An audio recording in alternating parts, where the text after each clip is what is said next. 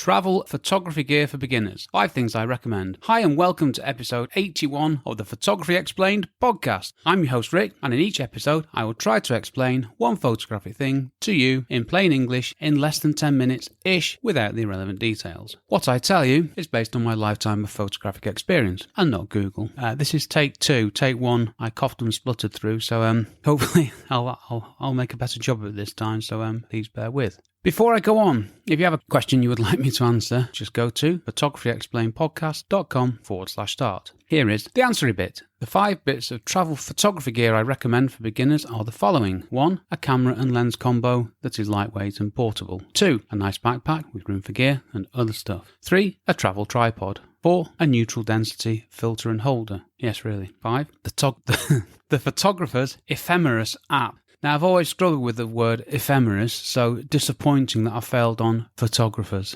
Anyway, right, let's look at each of these in turn. I know this is probably not what you're expecting, which in my eyes is a good thing.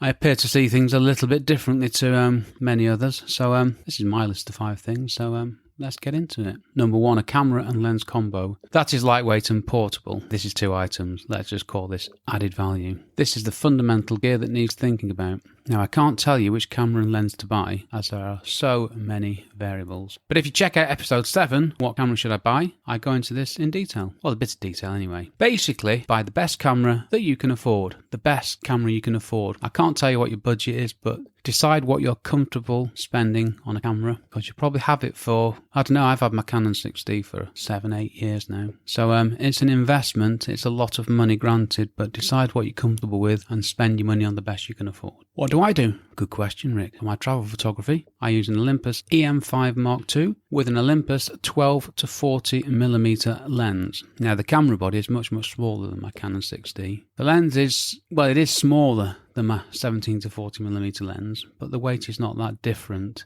It's a small but lumpy thing. Sure, I could stick the 12 to 42mm lens on the EM5, and that would make a big difference. In fact, for my next trip, I'm going to do just that and go properly small. How exciting. A smaller camera is helpful, but they are a little bit more fiddly and are still a weight to carry. I do feel the benefit of going from the Canon to Olympus system in terms of things being generally smaller and lighter though, which I have found helpful. Quick reminder, different types of cameras. Well, you check out the other Micro Four Thirds, crop sensor and full frame cameras. Oh no, I've just opened up the entire market again. Sorry. So what's the difference? In general terms, Micro Four Thirds cameras are smaller than crop sensor cameras, which are generally smaller than full frame cameras. And all 3 formats have great quality sensors and lenses. Now, I can personally recommend Micro Four Thirds cameras for travel, which is what I've ended up using, but there are so many variables and personal preferences. So check out episode 8, Why is Camera Sensor Size Important? And you can find out about the 3 different types. But let's not forget, these days you will struggle to buy a rubbish camera from the main camera manufacturers. They are, to me, just different levels of amazing. Okay, what about lenses? Well, I love using wide-angle lenses. When I used my Canon 6D, my travel lens was the excellent 24 to 105mm lens, giving me wide-angle to telephoto, and that was all I used, all I needed.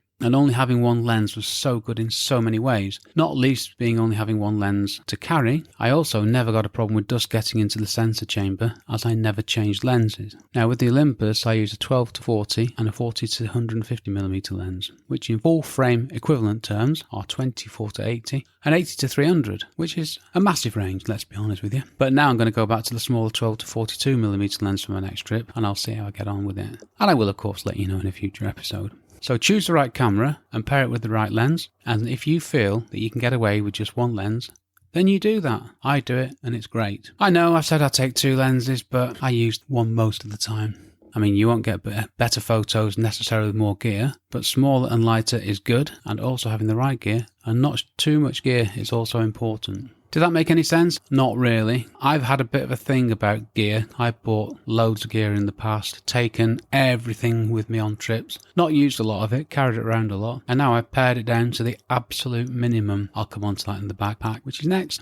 Number 2, a backpack with room for gear and other stuff. Now, I always carry my camera in my hand luggage when I travel, so I use my camera bag as my hand luggage. That's what I take on the plane. And which bag do I use? I use a Peak Design everyday backpack, and it's the smaller 20-litre one. Now my Olympus gear fits nicely in the bottom half, leaving the top half for non-photography related stuff such as snacks, sunglasses, the inevitable newspaper that I tell myself that I will read on holiday, that I never get round to reading, and those sweets you buy at the airport that you didn't really want, but you know the sweets where you're going are just not the same. So you buy them. In any other time of your life, you wouldn't buy them. When you're at the airport, you do. I don't even eat sweets at home, and neither do I read the paper. Oh, well, yeah, and also, I always have to get a paperback which I cram into my hand luggage. Got to get one of them, W.H. Smith's, great shops. I have a Kindle as well, so I don't even read paperbacks, so, sorry, digressions, but point is, half my camera bag is empty, so I can fill it full of rubbish. And another thing about camera bags for travel photography, they need to be lightweight with side pockets on the outside that you can put bottles of water in. Think about it, you don't want to put them in the bag with all that precious gear, do you? Number 3, a travel tripod. I bought lots of tripods. They're very much a matter of personal preference. Go to a shop, try a few out. That's the best way. For travel, I use a 3-legged thing, Corey tripod. Strange name, great tripod. What are the things you need to consider? Cost, size, weight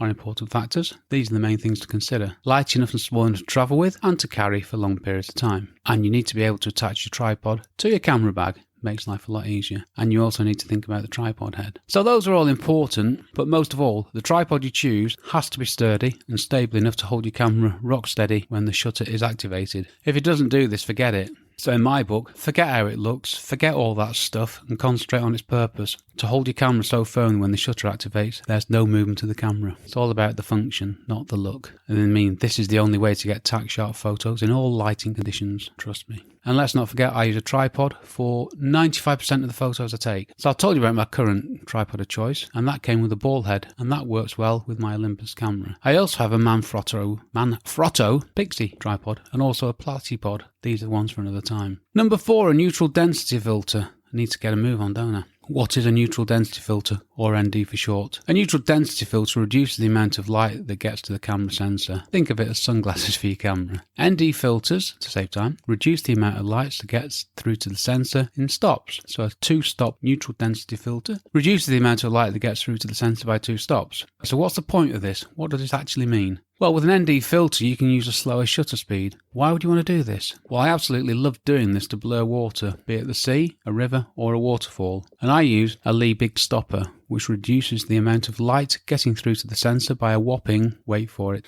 10 stops. 10 stops. It's amazing. Not cheap, mine, but I bought it years and years ago and it's still going. This means that an exposure with a shutter speed of 1/60th of a second without the filter is a massive 15 seconds with the filter. Now, I know this isn't for everybody, but I love making the sea super flat. You can do the same to rivers. Super, super cool. 10 stops is massive, opening up the creative possibilities available to you and giving you new things to try in broad daylight. Number 5, finally. The Photographers Ephemeris App. Check out episode 70. What phone apps do photographers use? Here are the 7 I use the most, where I talk about this app. But very quickly, I use this app on my iPhone so I know where the sun is going to rise and set and everything in between. I use it to plan every sunrise and sunset when I don't know exactly where the sun will be. I also use it to plan my architectural photography work and the timings of shoots, when the sun will be on the main facade, that kind of thing.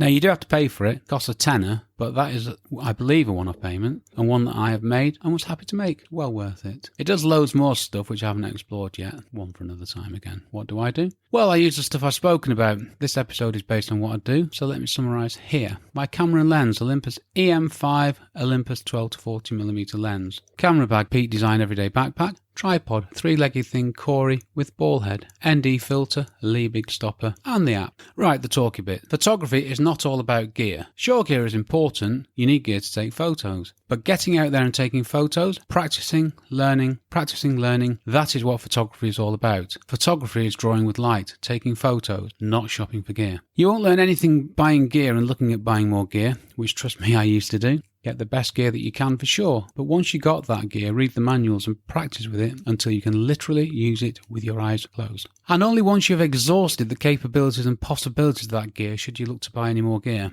Now let's think about this one. Nobody knows which camera or lens I use for any of my photos. No one knows I have more than one camera system, and quite rightly, no one cares. So forget that. No one cares about your camera. All they care about is the photo. Well, people do care, but there are other photographers. Is your market other photographers? Probably not. Certainly not mine. So don't get too hung up on the gear, please, which is a bit ironic, isn't it, considering this episode is all about gear. And when you do buy more gear, it should be stuff that lets you do something new that you cannot do at the moment, or help you take better photos, or make things easier for you. If a new piece of gear does not do one of those three, don't buy it. That's my rule. Spare anything aside, that is. I have spares of everything, just in case. But I don't take them all on holiday. These are the 5 things I value most in my travel photography that I wanted to share with you in a podcast episode. One-line summary. These are the 5 bits of photography gear I recommend beginners get, which give you the tools to get started and not get overwhelmed by gear, and get to do some cool stuff straight away. So there's a balance here, isn't there, of having gear that helps you and lets you become creative, but not being overwhelmed with too much gear. Too much gear is bad. Okay, what's next? Photography Explained, podcast episode 82. Do you want to know what skills you need to be a travel photographer?